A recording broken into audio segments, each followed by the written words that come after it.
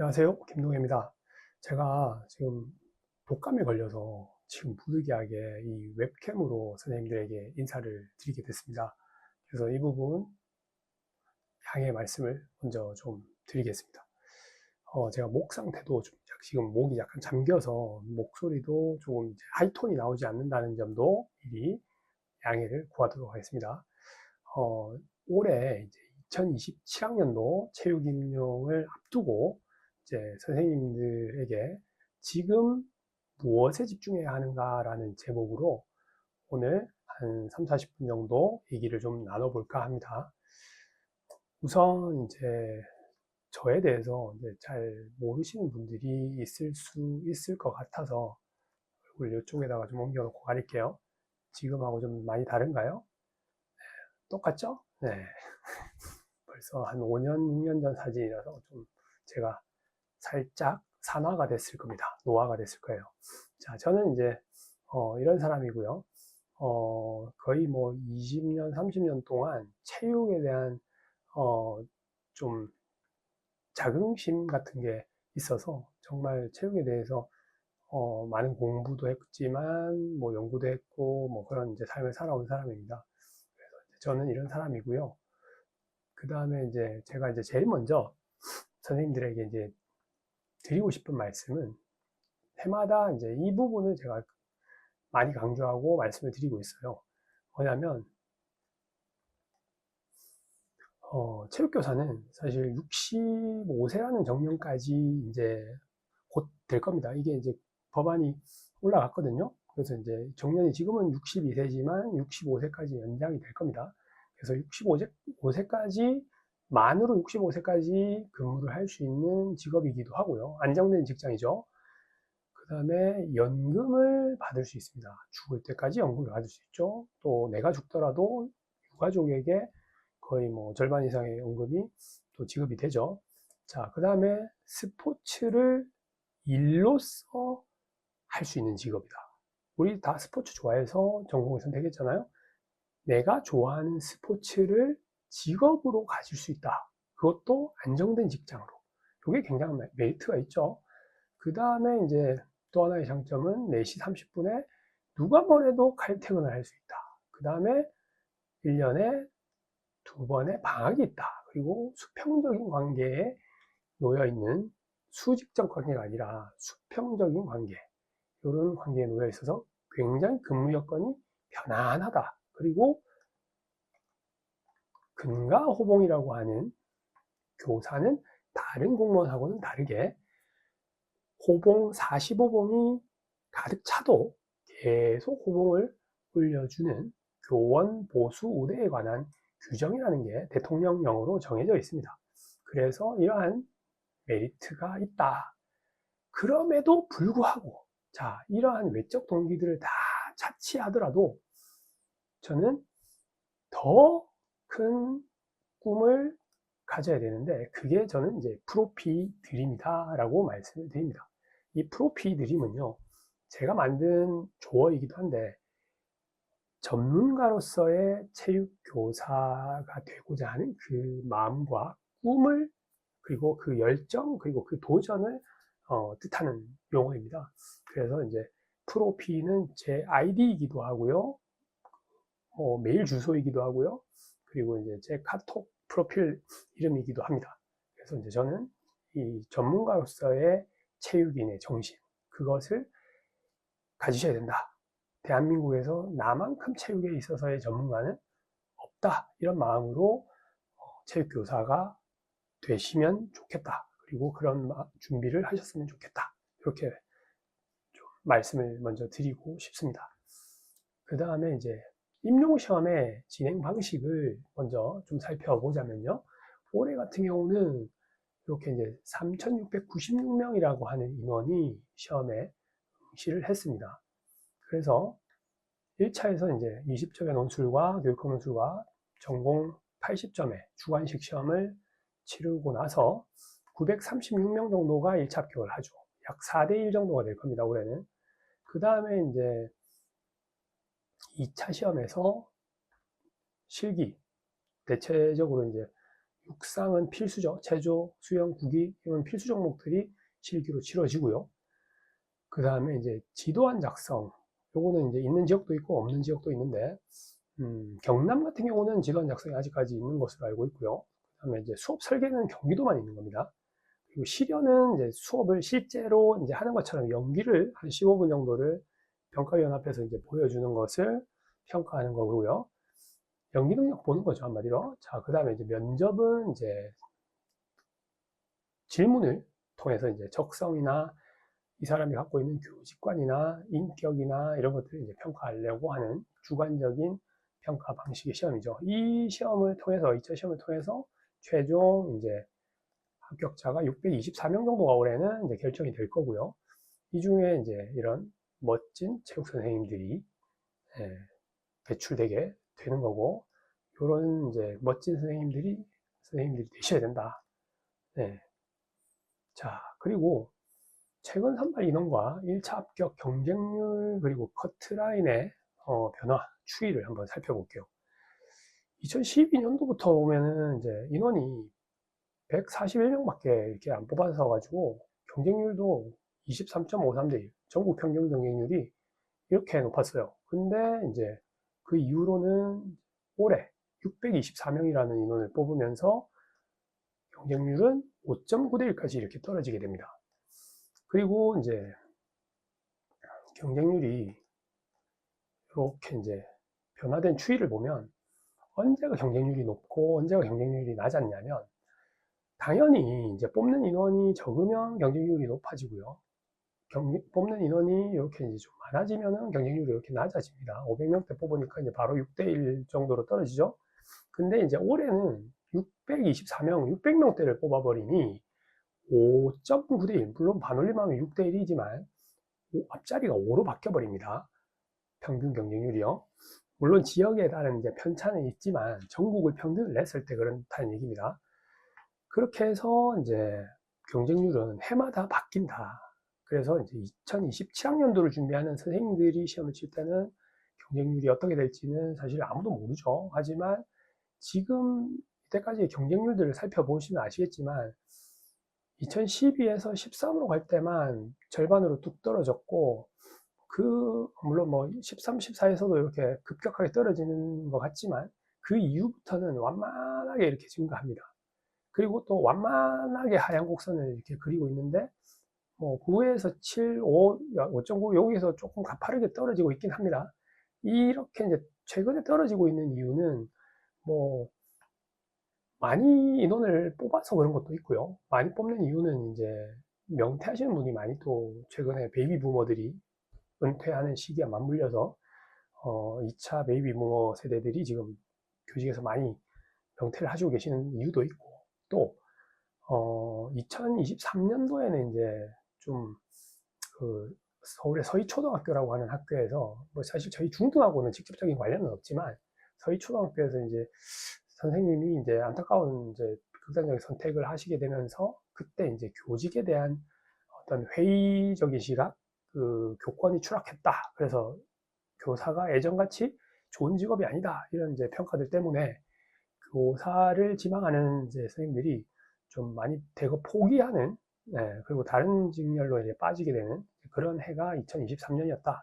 그래서 이제 경쟁률이 점점 줄고 있기는 하지만, 사실 그거는 우리 전체적인 교단의 문제인 것은 맞지만, 그래도 이제 교직이라고 하는 이 직업이 갖고 있는 장점과 메리트는 무한하다. 그래서 교권이라는 것에 70년대, 80년대에 그때 뭐 선생님들이 강한 어떤 그 카리스마적 그 리더십을 갖고 있을 때 그때 같은 교권을 기대하시면 당연히 안 되죠. 그래서 지금은 굉장히 학교단이 민주화되어 있다. 물론 뭐 선생님이 뭘 말을 하면 학생들이 안 따르고 뭐 말 안 듣는 학생도 있지만, 또 착한 학생들도 그만큼 많이 있다. 그런 부분들을 생각하시면 되겠고요. 그래서 이제 5.9대 1이라는 경쟁률과 올해 커트라인을 이렇게 이제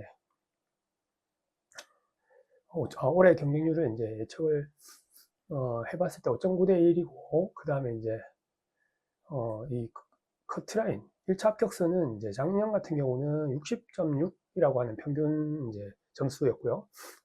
올해 같은 경우는 이제 60점 중반에서 이제 한 70점까지 포진되어 있는 이제 평균으로는 제가 아직 계산을 안 해봤기 때문에 평균 경쟁률은 이제 뭐 60점보다는 이제 높아질 예정입니다. 자, 그리고 이제 3년도부터 13년도부터 과목별 배점을 한번 살펴보면요. 스포츠 교육학이 22점, 그리고 다른 과목들은 다 10점인데 체육사 차량만 8점이죠. 그리고 24년도를 보시면은 이제 스포츠 교육학이 조금 더 점수가 올라가고 이제 다른 과목들은 다 비슷하게 9점, 10점, 9점, 10점. 그리고 25년도에는 이제 스포츠 교육학 역시 22점이고 체육사 차량만 또 8점이죠. 이런 패턴을 계속 오랫동안 유지해왔다고 보시면 됩니다. 그래서 올해는 이제 약간 변하긴 했지만 큰 틀에는 변화가 없고 스포츠 교육학만 약 3점 정도가 더 늘어났고 이제 사회학과 체육사 철학과 측정평가에서 이제 조금씩 점수의 배점이 조정이 좀 있었다 이렇게 보시면 되겠고 해마다 요거는 조금씩 변하지만 거의 대체로 이런 경향성을 보인다라고 이제 보시면 되겠습니다. 그 다음에 이제 비기출 문제 출제 비중을 한번 살펴보자면요. 기출이 안 됐던 내용인데 출제가 된 내용이 A형, B형을 이제 살펴보면 A형에서는 이제 7점이고요. B형에서는 약 15점 이렇게 이제 출제가 됐는데 비중으로 치면은 이제 17%, 38% 정도 됩니다.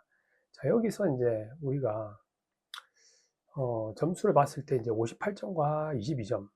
그래서 이제 비율로 따졌을 때는 비기출이 27.5% 이렇게 이제 많이 출제가 되고 있고, 기출이 58점이라는 것은 또 이제 이걸 해석하기에 따라서는 기출만 잘 맞춰도 1차는 붙네라고 평가하시는 분도 계시고요. 또 이제 저는 근데 이제 약간 맥락을 다르게 해석하는 게 뭐냐면 기출이지만 문제를 너무 꼬아놔가지고 맞출 수 없는 문제들도 있거든요. 그래서 이제 그런 문제는 못 맞춘다라면 비기출인 내용 중에서 꼬아놓지 않은 단순하고 쉬운 문제들이 있거든요. 그런 문제들은 조금만 이제 강사님이 강조해주면은 바로 이렇게 맞출 수 있는 그런 문제가 이제 올해 출제된 문제 중에 뭐 10점 이상이 있었다고 볼 수 있고요. 22점 정도가 이제 비기출에서 출제가 됐었다. 그래서 전체적으로 봤을 때는 일반 교육학이 지난보다 이제 칼체를 해서 좀 점수가 짜게 나왔고요. 그래서 이제 제가 커트라인을 일반 교육학에서 예년처럼 채점을 했을 때 이제 작년보다 전국 평균 경쟁률은 뭐 좀 많이 올라가서 한 70점 초반 이 정도 되지 않겠나라고 예측을 했었는데 일반 교육학이 이제 채점이 좀 기대하고 다르게 채점이 됐던 측면이 좀 있었고 전공 기출 비중이 약간 증가했고요. 올해는 비기출이 약간 감소했습니다. 그래서 이제 전체적으로 봤을 때 커트라인 평균 커트라인은 이제 전년도 컷보다는 소폭으로 오를 예정이다라고 이제 예측을 했었습니다. 자, 그 다음에 이제 기출, 그리고 기출의 그 주변 친구들, 기출 확정이라고 하죠. 그 내용이 이제 약 58점, 이렇게 이제 출제가 됐고요. 그 다음에 이제 비기출인 내용이 이제 27.5% 이렇게 이제 출제가 됐었기 때문에 공부의 비중도 이제 이렇게 기출과 비기출의 비중을 나눠서 공부를 하시기를 추천드립니다. 자, 그러면 공부를 얼마나 해야지 합격을 하는지를 이제 살펴보면 25학년도 기준으로 봤을 때는 1차 합격선이 약 상위 21% 이렇게 이제 들면은 합격을 했고 5명 중에 1명이 합격했던 거죠. 그 다음에 2차는 이제 14% 안에 들어야지 최종 합격을 했습니다. 근데 이제 올해는 경쟁률이 그만큼 떨어졌기 때문에 1차는 상위 25%, 즉 4명 중에 1명은 1차를 붙는다는 얘기가 되는 거고요. 2차는 이제 반올림하면 17%, 요 안에 들면은 이제 최종 합격을 한다는 얘기입니다.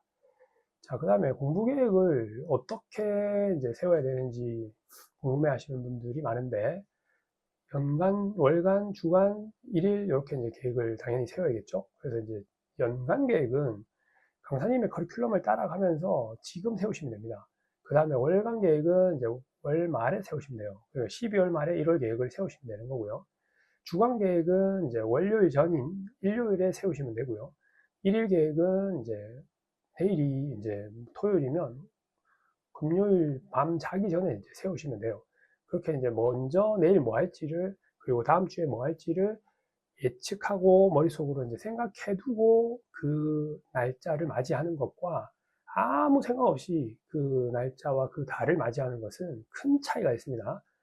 그래서 이런 목표를 세워라 라고 저는 해마다 강조해서 말씀을 드리고 있습니다. 자, 그 다음에 루틴이 굉장히 중요하죠. 루틴. 공부도, 운동도 이 루틴을 저는 총 4분할 루틴을 추천을 드리는데, 일반 교육학을 오전에 저는 이제 공부를 하길 추천드리고, 그 다음에 교과 교육학을 오후에 공부를 하시고요. 이 시간은 뭐 일반 교육학을 2시간 하시든, 교과 교육학을 2시간 하시든, 뭐 3시간 하시든, 그거는 선생님들이 이제 주어진 여건에 맞춰서 하시면 되겠고요. 그 다음에 이제 실기를 오후에 이제 하시면 됩니다. 실기도 뭐 2시간 하시든 3시간 하시든 선생님들의 이제 여건에 맞춰서 하시면 되고요. 그 다음에 이제 야간에 저녁 있죠. 저녁 먹고 나서 그때 이제 교과 내용학, 생리, 역학, 뭐 측평, 그 다음에 뭐 심리, 사회 뭐 이런 과목들 있잖아요. 그런 과목들을 이제 저녁에 하시면 된다. 그런데 이제 그 공부할 때 원칙은 각자의 시간과 각자의 여건에 맞게 조정해라. 그리고 구체적이면서 실천 가능하도록 자기 플랜을 세워라. 그게 중요합니다. 자, 그 다음에 이제, 공부를 하실 때, 이 일반교육학에 이제 교육평가나 연구라는 과목이 있어요. 이 과목을 공부할 때는 우리 과목의 측정평가라고 하는 과목과, 같이 공부를 하시길 추천드리고, 교육심리는 이제 우리 과목의 스포츠심리라는 과목과 같이 연동해서 보시길 바랍니다.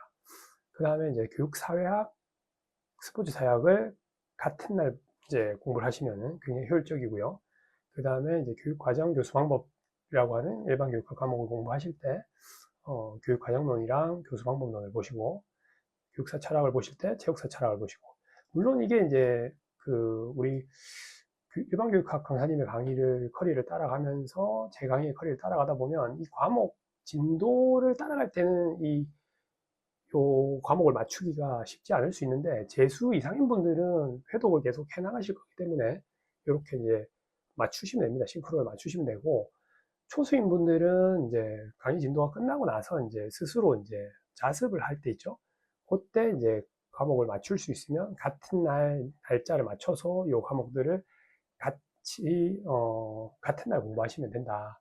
오전에 이제 교육 심리를 봤으면 이제 그날 야간에 스포츠 심리를 보시면, 이게 왜 도움이 되느냐면요. 비슷한 내용이 굉장히 많이 나와요. 그래서 공부를 다시 반복해서 하는 그런 느낌이 굉장히 이제 크게 들기 때문이기도 하고, 또 이제 용어가 약간씩 다르면서도 설명이 조금씩 다르단 말이죠. 그러니까 이제 다른 설명을 서로 다른 책에서 보니까 이해의 깊이가 더 넓어지는 그런 효과도 있습니다. 자, 그 다음에 이제 회동 루틴을 설명을 드리자면, 차분하게 여유를 갖고 읽어 나가되 반드시 제한 시간을 정해두고 공부를 해라. 그리고 이 제한 시간이 없다면 시간은 무진장 늘어나게 되거든요. 그래서 이제 이 제한 시간을 제가 강조하는 거고요. 그리고 회독을 하면서 반드시 단권화 작업이라는 걸 하셔라. 단권화가 굉장히 중요합니다. 이 단권화에 대해서는 나중에 이후에서 설명을 드릴게요. 그 다음에 루틴을 계속 성공을 하게 되면 자신감이 붙거든요. 그러면 공부에 재미가 올라갑니다.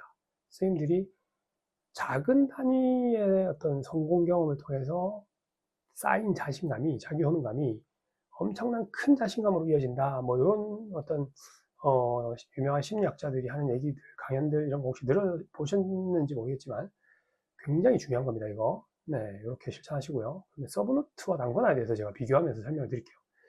자, 서브노트는 뭐고 단권화는 뭐냐? 이 두 개는 절대 같은 게 아니고요.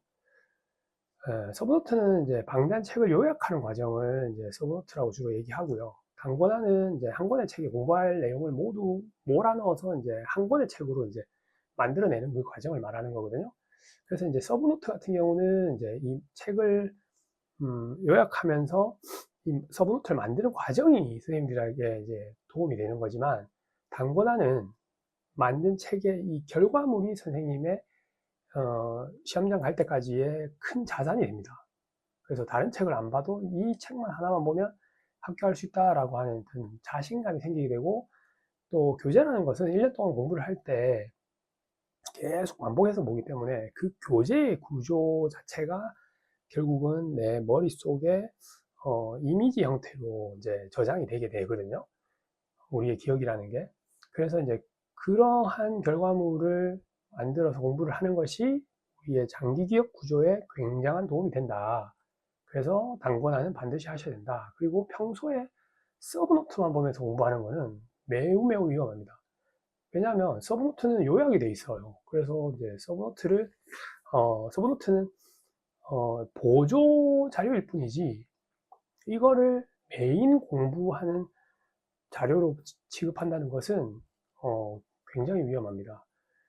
그래서 그렇게 하지 마시고요. 그리고 단권화는 이 책 저 책을 왔다 갔다 하는 그 공부를 막아주기 위함이기 때문에 그런 공부가 굉장히 이제 위험하기 때문에 이 한 권으로 만들어진 선생님들만의 교재를, 그걸 가지고 시험 칠 때까지, 지금부터 시험 칠 때까지 계속 그 단권화를 만들어 가면서 마지막 시험장에도 그 책을 들고 가시면 된다. 이렇게 말씀을 드릴게요.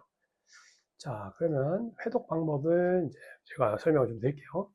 자, 회독 방법은 처음에는 이해가 안 돼도 그냥 읽으세요. 그리고 그 다음에 이제 중요 문장 줄치면서 읽어보고, 부족한 개념은 또 적으면서, 그 다음에 이제 핵심 단어를 형광펜으로도 또 표시해보고, 그 이후에는 이제 속도를 좀 높여가면서 점점 핵심 개념을 또 안 보고 이렇게 말로 해보는 이런 이제 공부를 하는 거죠. 자, 대학의 이론서들은 사실 엄청 많아요. 지금 이거 출판사만 해도 지금 몇 개예요. 거의 뭐 10개 가까운 이런 출판사들이 수많은 전공서들을 이제 해마다 뭐 혹은 뭐 2, 3년마다 계속 출간하고 있는데, 이 책들을 다 본다는 것은 사실 인고생으로서는 사실 적지 않은 부담이에요. 그래서 이 책을 다 보는 건 저는 사실 개인적으로 적극 권장하거나 추천하지는 않습니다. 다만 내가 이해가 잘 안 되는 어떤 과목이 있을 때는 보조자료로서 한번 이제 사서 읽어보실 필요는 있다. 하지만 이제 제 교재가 이 모든 책 내용들을 대부분 다 포괄 하고 있기 때문에 별도로 대학 원서를 사실 사서 보지 않으셔도 된다. 저는 이제 그렇게 이제 말씀을 드리고, 또 주변에 제 강의를 들으셨던 혹은 제 교재를 보셨던 지인분들이 계시면 확인을 해보셔도 좋을 것 같고요. 자, 그래서 이제 제 교재와 강의의 장점에 대해서 부끄럽지만 좀 설명을 좀 드리자면, 제 교재는 최소화된 분량을 가지고 있으면서도 최적화된 내용을 갖추고 있다. 즉 타당도 높은 교재다라고 많은 선생님들이 평가해주고 계시고, 또 저도 그걸 위해서 굉장히 심혈을 기울여서 해마다 교재 개정 작업을 꾸준히 해오고 있다.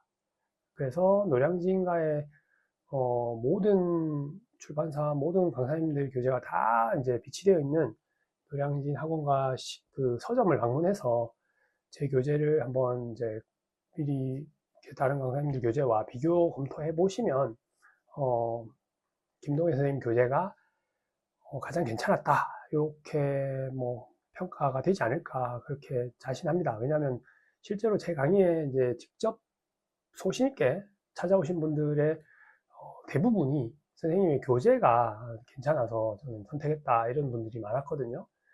자, 두 번째는 이제 강의입니다. 제 강의는 아시다시피 저는 이제 10년 이상의 이제 그 교직 경험을 하고 이 임용 시험에 강의를 하러 이제 온 사람이라서, 현장에서 이제 수많은 그 이론들을 직접 적용해 본 경험을 가지고 있어요. 그래서 이제 그 경험을 적용한 설명이 이제 강의 중에 이제 이루어지기 때문에 훨씬 더 선생님들의 뇌리에 쏙쏙 이해가 되고 확확 이렇게 박히는 그런 이제 설명들이 이루어지고 있어서 많은 선생님들이 뇌리에 잊혀지지 않는 그런 강의를 들었다. 그래서 시험에 선생님 수업 때 했던 말들이 막 생각이 났다. 이렇게 이제 많은 분들이 평가해 주고 계시고, 세 번째로는 이제 문제가 굉장히 타당도 높은 문제다. 그리고 저는 이제 문제를 내면서 항상 요거 나올 만하다. 그리고 이거는 반드시 나와야만 한다. 이렇게 말씀까지 드립니다. 그래서 올해 제가 이제 이거는 반드시 나와야 된다. 이렇게 말씀드렸던 내용이 뭐 가중평균이라는 내용도 그런 내용이었고, 뭐 문제중심 대처 이런 것도 마찬가지였고, 뭐 그 외에도 뭐 엄청 많았습니다. 그 다음에 이제 그 외에도 뭐 스포츠 사회학에서 다뤄진 내용들, 올해 처음 출제된 내용들, 그런 내용들이 제가 계속 몇 년 전부터 나와야 된다, 이거 나올 거다, 나와야만 한다 라고까지 말씀을 드렸던 그런 내용들입니다. 그래서 선생님들에게 이제 제가 초수인 선생님들에게 강구드리고 싶은 말씀은, 고시 공부와 수능 공부 그리고 학부 때 공부하고는 성격이 완전히 다르니까 같은 방식으로 공부하지 마라. 요걸 좀 말씀드리고 싶어요. 고시 공부는 범위가 수능이나 학부 때 공부하고는 차원이 다르게 폭이 넓어요. 그래서 무한 반복 해독을 하셔야 되고, 점점 해독을 반복할수록 깊이와 또 넓이를 확장해가는 그런 공부를 하셔야 됩니다. 그리고 초수 때 버릇이 계속 가기 때문에, 재수, 삼수, 사수까지 계속 가기 때문에 처음 공부할 때 공부 습관을 잘 들여놓으시면 재수, 삼수할 때도 1차는 뭐 최타를 하더라도 이제 2차, 3차에서 2차 시험에서 실기를 잘못해가지고 뭐 떨어진 한이 있더라도 1차 습관을 잘 들여놓으면요, 1차는 계속 붙습니다. 그게 굉장히 중요한 거고요.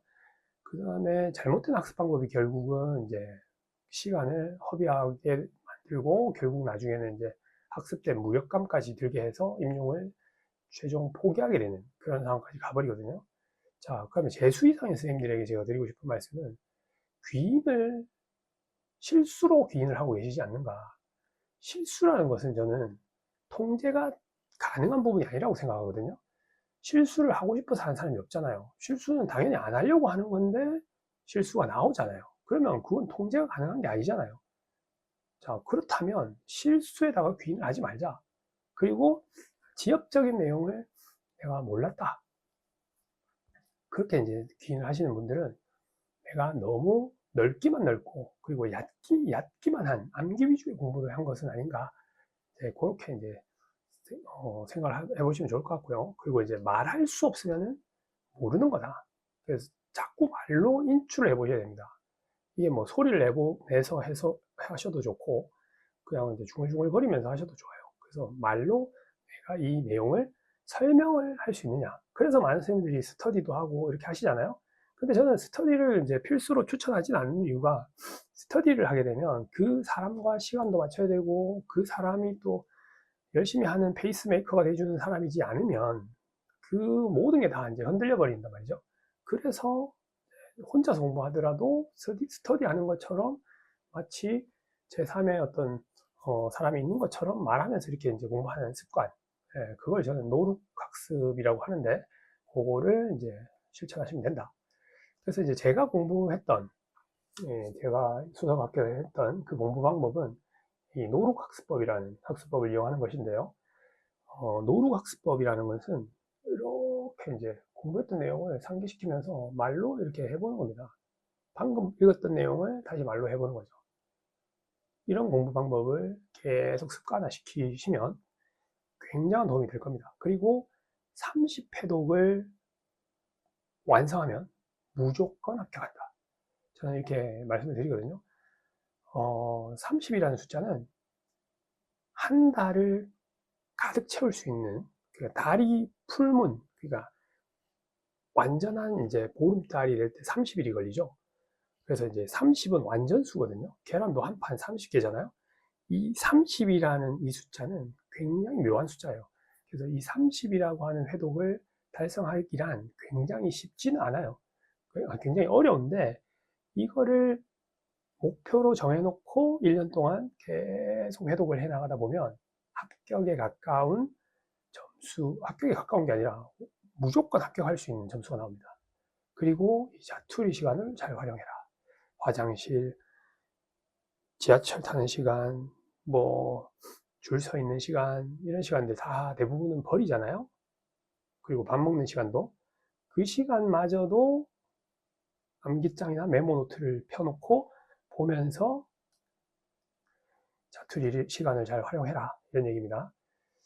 자, 그리고 기출 적중 내용을 제가 이제 저희 학원 가이드북에도 이제 게시가 되어 있고 제 홈페이지, 제 카페에도 나와 있는 내용이긴 한데 저는 이 적중된 내용이 사실 좀 많아서 기출이었던 내용 중에 적중된 내용은 좀 빼고 그냥 이제 또 기출 아닌 내용 중에서도 이제 답까지 정확하게 일치한 내용들만 이제 정리를 했는데 지금 정서 중심 대처는 제가 지금 못하네요.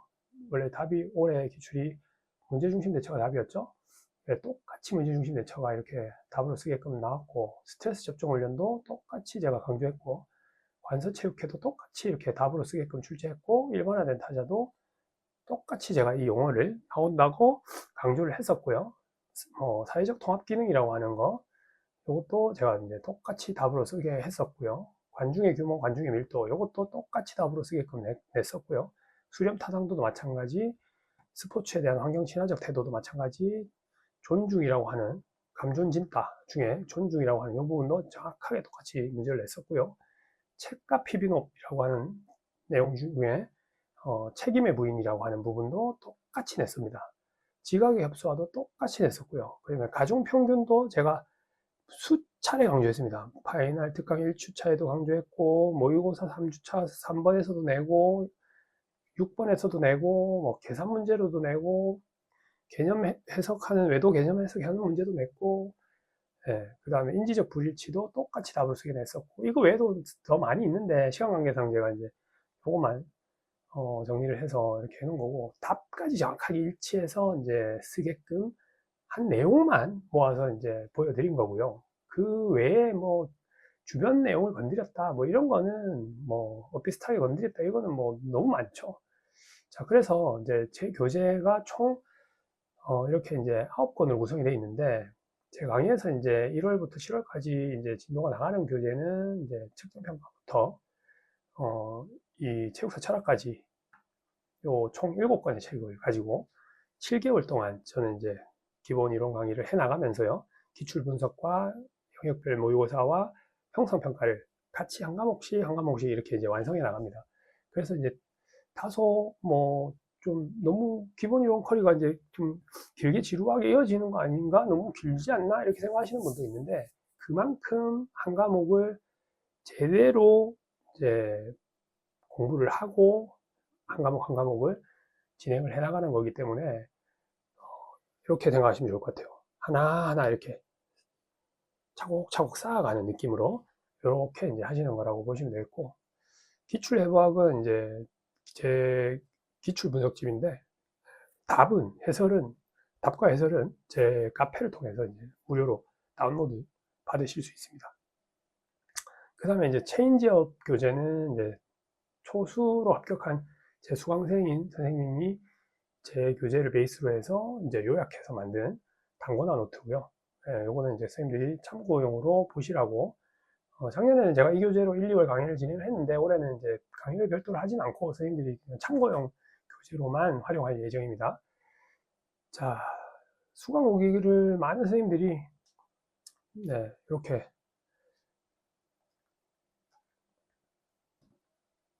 해마다 이제 이렇게 좋은 평가들을 해오고 계시고요. 이건 제가 지어낸 얘기가 아니라 많은 선생님들이 저에게 이제 후기나 이렇게 이제 카톡으로 이렇게 보내주셨던 말들을 그대로 복사해서 이렇게 이제 붙여놓은 거고요. 자, 올해 이제 27학년도 대비 이제 연간 강의 계획을 좀 설명을 드리면 일단 이제 강의 순서는 측평, 역학, 생리학, 심리사회, 사철학, 수교 이렇게 이제 순서가 진행이 됩니다. 이 순서는 강사님들마다 조금씩 다른데요. 저는 이제 왜 이제 측역생 이 세 과목을 제일 먼저 이제 수업을 하느냐면, 이 과목들이 이제 이해나 뭐 복잡한 어떤 또 수리적인 계산이나 이런 것들이 이제 주로 많이 나오는 과목이라서, 이런 것들이 좀 미리 공부해 놓으면 좋습니다. 마음의 여유도 좀 더 확보할 수 있고요.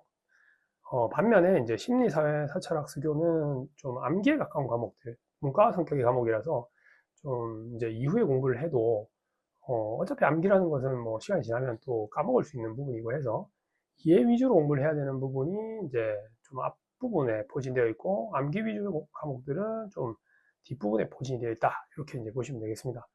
그래서 이제 제 강의는 수요일과 이제 목요일에 이틀에 걸쳐서 1월부터 7월까지 총 7개 과목을 매달 한 과목씩 푸신다, 이런 느낌으로 이제 생각하시면 되겠고, 그 한 달 한 달이 한 과목을 공부하기에는 너무 긴 거 아니야 생각하실 수 있지만, 그 안에 기본 이론에 해당하는 회독 가이드 특강이 들어가 있고, 그 다음에 이제 매주 진행되는 촘촘평가라고 해서 굉장히 이제 물 셀 틈 없이 촘촘한 형성평가를 매주 선생님들에게 드리고, 또 해설지도 드리고 해서 이제 선생님들이 복습을 정말 꼼꼼하게 할 수 있도록 그렇게 이제 만들어 드리고, 월말에는 이제 영역별 모의고사까지 하고요. 그리고 기출 분석을 매주 목요일에 이제 그 진도가 끝난 다음, 그 진도가 나간 만큼 해당하는 기출 문제를 영역별로 제가 다 분해해 놨기 때문에 그 진도에 맞춰서 기출 문제를 풀어봅니다. 그러면 바로 이론을 듣고 바로 기출을 풀기 때문에,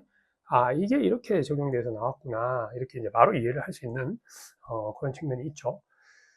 그리고 이제 8, 9월에 가면은 이제 아마페 테스트라고 해서, 저는 이제 영역별 모의고사를 이제 8, 9월에 두 달에 걸쳐서 올해 진행을 할 예정이고요.